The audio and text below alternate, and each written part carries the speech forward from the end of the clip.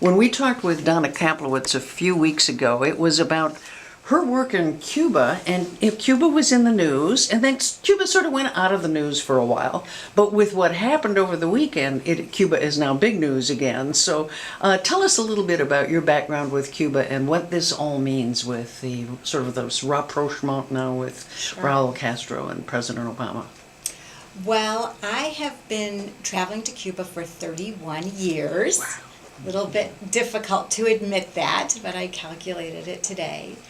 I went first in 1984 as a fully hosted guest. I was a member of the American Friends Service Committee group, a Quaker group that went to Cuba.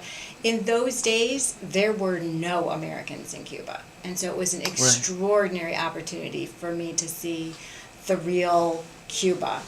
Why did you go? What was your reason for going? So 1984, the U.S. was very heavily involved in Central America. Mm-hmm. I was just graduating from the University of Michigan with a degree in Latin American Studies, and President Ronald Reagan was in charge, and he said, we have to go to the source, meaning the source of all the problems in Central America. And I said, yes, I want to go to the source and see what's happening. And it was virtually impossible to get there. And I found one program that took 4 students. Wow. And I applied and I got in, and I had an extraordinary opportunity to spend a month on the island traveling. So I wasn't hosted by the government. So I got to see a piece of Cuba that really nobody was seeing at that time. I was actually hosted by the Cuban Baptist Church, and they had partnered with the Quakers. And so, because there are no Quakers in Cuba, or very, very small, the AFSC had looked for a partner in Cuba that was suitable for their purposes, which was really just to encourage dialogue between youth in the two countries. And this particular Baptist church agreed to host us because of the embargo. We were not allowed to spend a single penny on the entire trip. So we were fully hosted by the Cuban Baptists. And during the course of that month, we got to travel across the country in public buses. If you don't mind, before we get to there, how did you get there? Because there were also difficulties, weren't there, with your passport going in from various places? Or were you able to still get in? Yeah, so the laws that govern who goes are more restrictive from the U.S. angle than from the Cuban angle. So what we had to be careful about was not violating the U.S. embargo and travel restrictions. And we did that by being fully hosted guests of a religious organization. Okay. At that time, there were flights that went twice a week from Miami to Havana. They were charter flights. I had forgotten that. Yep. They were. It's an era, thankfully long gone, but that actually was incredibly interesting to have lived through, because these flights left Miami at somewhere around 2, 3, 4, 5 a.m. in the morning. They were unannounced. You had to know to look for them.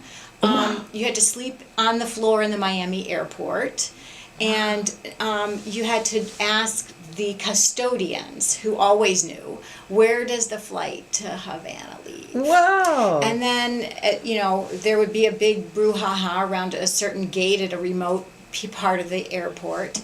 And you knew you were there when everybody was wearing 20 or 30 shirts and 15 hats, because they were literally carrying on These their were bodies. mostly family members, These were nearly everybody that was going in those days was family. So that was their carry-on luggage. Yeah, it was on them. That they were wearing their gifts. Yes. So it was an extraordinary time. Now it's certainly much more. It's much more accessible, and it's not a secret. It's actually announced what gate you can find your flight. And that didn't include the boats that were regularly going to Cuba. No, because this was legal. This was legal, because the boating was not, but it was pretty regular. Yeah, it's very close, and I always felt as though that trip from Miami to Cuba should probably take 24 hours. It was a change of worlds. So you leave the mega metropolis of Miami and all the glittering lights, and you arrive in Havana, and it's very pastoral, and it just doesn't feel possible that it could take less than an hour to get between these two worlds, and that's what it felt like, Yeah. world trotting. Yeah. Yeah. And when you were there, what did you think? This was at the sort of the height of the Castro Revolution. What did you? I mean, what was the country like? Yeah. Was it an exciting revolutionary era? Was that in the air still, or? Absolutely. In 1984, it was really the height of the revolution. So things were going really well in Cuba, in part because the Soviet Union had preferential trade agreements with Havana. And so Cuba was selling sugar to the Soviets, and the price of sugar on the world market was extremely reduced. And the Soviets were buying the sugar and selling oil in exchange at very beneficial prices for Cuba. Yeah. So the Cubans didn't realize how generous the Soviets were being to them, and they were living pretty well. What really got me interested in what was happening there was that I had the opportunity to do some significant traveling in other third world countries at the time, so Central America, Latin America. And what I found in Cuba in 1984 was dramatically different than what I saw in the streets of Mexico City and other Latin American capitals, and that was that there was no poverty. Even D.C., I moved to D.C. Around that time, and there were homeless people, which was unheard of in Michigan, but in D.C. Right. they were, they dotted the streets. And I get to Havana, and it's non-existent. It was booming. Well, I don't know if I would use booming, the term yeah, booming, maybe the wrong term. But the absence of Social ills. abject poverty Yeah. was very, very noticeable. Yeah. And so I thought, to my young mind, they have figured out how to solve the social problems, and this is an example of how we can eradicate poverty in other places as well. It isn't so simple. It took me a long time to figure out. It's much more complicated. It was really propped up at that area. They had And tremendous support. there still is really no drugs in Cuba. No, actually, I can say I've had really interesting conversations. So I've had Cuban friends that I've aged with, you could say. I met them I was 22, and now we're middle-aged. Their children, I've seen their children grow from infants to full adults. And we've had these really heart-to-heart talks about what it's like to raise a family in Cuba. What would you miss if the revolution were to disappear? What would you fight for? And remember, my oldest friends are not Communist Party people. They're religious people. Oh, okay. So they were never quite on the inside of the government. They were precluded from being members of the party at that time because religious people could not be. That's changed in the intervening years. A lot has changed. But so one of the things that my friends said to me over the years is, we would never want to raise our children in the United States because you have a drug problem. We do not. Yeah. And, in further investigation, they really don't, but that's because the penalties are so high. And it's an island, so they can do, certain things that we can't in terms of keeping drugs off their shores. Although Jamaica is another example of a place that's an island, and I would say they have a And somewhat they keep the drugs on the shore. Yeah, exactly. They just don't want them to get off the island. Yes. They just want to use them. But now we went through that era in which the economy collapsed as a result Right. of the severing of the ties with Russia. Right. And there is a lot that I've watched a lot of movies and so forth about what happened, the BBC specials on what happened as they reinvented their own agriculture. And I thought that was such a fascinating era. Were you able to visit during that period of time? What did Yeah. your friends say about that era? That was a very difficult time period for Cuba. In Cuba they call it the special period in time of peace.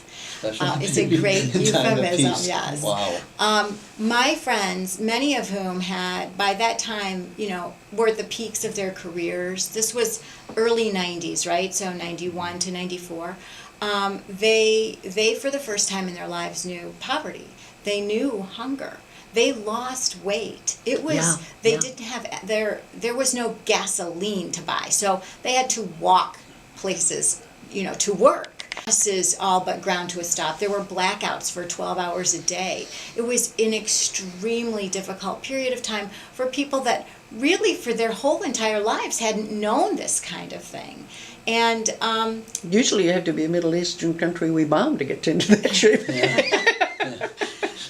well, you know, what's remarkable about Cuba is that it figured out how to survive. They did. An island nation, 90 miles from the U.S. shore, with an embargo from their most obvious and closest trading partner, absolutely no trade. Right. And they survived. And now they've turned the corner. They're okay. You know, I mean, those days are history that kids have to learn about in their textbooks. Well, one of the things, you mentioned textbooks, they're one of the most literate countries in the world. Yeah, yeah. So Especially in the Americas.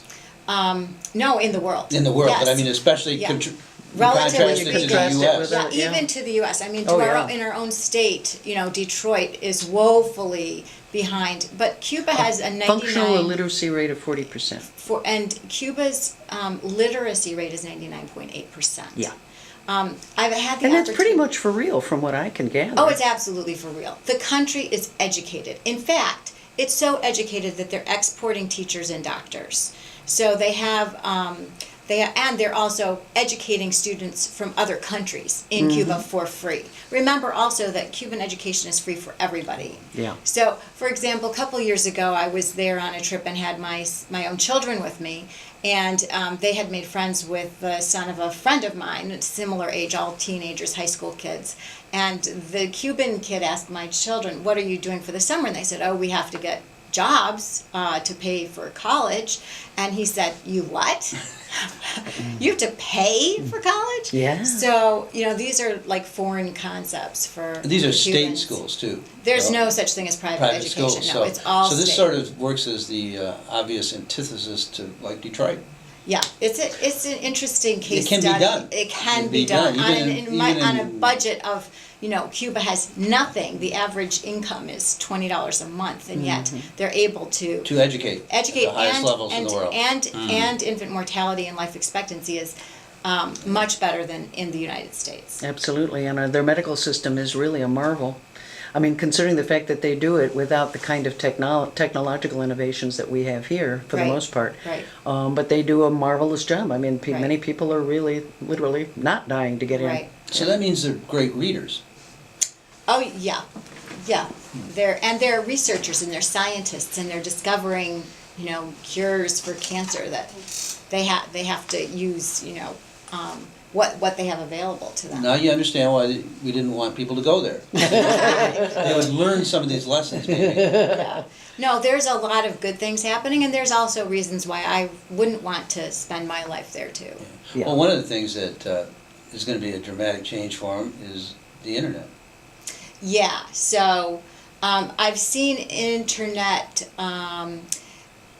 increase in the last 5 years. My friends in Cuba now have access to email. So for years and years, it would be hard for people to imagine that because of the embargo, there hasn't been a good phone system. There's no mail service. So literally seeing and keeping in contact with people in Cuba is virtually impossible unless you're going there.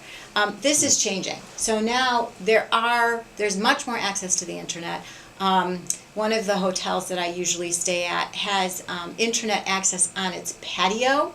So all of a sudden, I can't get a table to sit outside because it's completely full of Cubans accessing the Wi-Fi, which I think is great, right? I mean, sometimes I'm You know, frustrated. something I haven't thought of, it's certainly technology, is TV. TV, yeah. Do they watch TV? Oh yeah. Do they? Oh, Okay. I mean, That it's I've never seen covered. ubiquitous. Is it? Oh, Okay. actually I have, yeah. Have you? Yeah, it's Yeah. terrible. Yeah. So it's like 1950s U.S. Well, I TV. mean, you know, for years, you know, he can only go so far. A certain amount of lifting of the embargo has to go to Congress. Congress. Yeah. Yeah. So, but I think that with pressure from big business, it's it's inevitable that For it's the going Cuban people, what's the most important thing that they would like from us? What would be their priorities and still maintain their culture and their sanctity and things? That's an interesting question. They're really, really interested in American culture. So, you know, they have access to our movies. They don't really have access to Levi's, blue jeans. They love that kind of thing. They last forever. You know, it's, I get a little bit, I come from that era in which we were so happy to have seen Fidel make it out of the mountains and actually succeed in taking over Cuba. I was part of that generation. It was, for me, it was, part of my youth. And then we saw the United States, in essence, snub him when he came here. And, it was, why would we do that? Why did we lose our important relationship with them? I read books like Naomi Klein's Shock Doctrine, and I see that unfettered capitalism, it's nice that they may get a McDonald's and blue jeans so they can be fat and they can have a consumer culture where kids don't value. I mean, I worry about that corrupting influence. I think that when we cast everything in economic terms and say their lives will be better because their quote-unquote standard of living will go up since they'll have a McDonald's, I don't I don't see think that they'll as have a improving. McDonald's anytime soon. Yeah, I don't see I don't that think it'll coming happen. really. You don't? I mean, will they be able to resist that kind of? I think so. I think that they're going to proceed cautiously. The people that I've been working with who've been following Cuba for our entire careers, I mean, we're talking 3 decades, have hoped that we would come to this kind of change for a long time. And the Cubans have been very careful and thoughtful about how to handle transition. So back in the day when Fidel was in control of the island, a lot of us hoped that the transition away from Fidel would happen while he was still alive, so that he could help orchestrate what happened after. And it did. And we saw a transition that was incredibly peaceful to Raul. And Raul's now announced that he's not going to, he has another 2 years left. And so I think we're also going to witness another really peaceful transition. I think that they're being cautious and careful about how they handle their transitions. I think that for a long time in Cuba, surprising probably to most Americans, Fidel was wildly popular. Right. He was wildly popular on the island. Most people felt they were better off under Fidel than they had been under Oh, Batista. absolutely. By a long shot. And remember, a lot of the people who were really well off under Batista left, right? So they're here. Complaining. Just barely. What was, do you remember the name of the mostly U.S. Youth that went there in the 60s to cut cane? I met, yeah. Yeah, I remember Wow. that. I know a lot of people that did that. I Yeah. wonder if they'll have a Yeah. reunion. Yeah. They'll be heroes. Yeah. Oh, now I've lost. I can't remember the name of that. The but it- Venceremos Brigade. Yep, Yeah. yep, Venceremos Brigade. that's yeah. right. Yeah. Yeah. So my trip with the Baptists, I was cutting cane too. Were you? Yeah. That was, we did trabajo productivo, which means, volunteer work. Yeah. And they spent a week of their vacation in Cuba, the Cuban Baptists, working in agriculture. And so, What do you think the United States should learn from Cuba? oh, there's a lot of lessons to be learned. So, I mean, here we have this tiny, poor country right next to us who is able to provide education, free education to every single citizen, right? And healthcare. Healthcare. So they have doctors on, for every 20 blocks in any city, there's a doctor, a family doctor who lives above the office, so that they're available 24/7. The preventive care there is phenomenal. I was there 2 years ago after a hurricane, and there was a lot of fallout from public health fallout from the hurricane, and the country was able to mobilize because of their incredible family doctor plan to teach people how to wash your hands. Everywhere we went, you couldn't enter a public building without bleach and water. And so I think that certainly in the fields of providing health care and providing education for your citizens, there's a lot of lessons. And now agriculture. And, Yeah.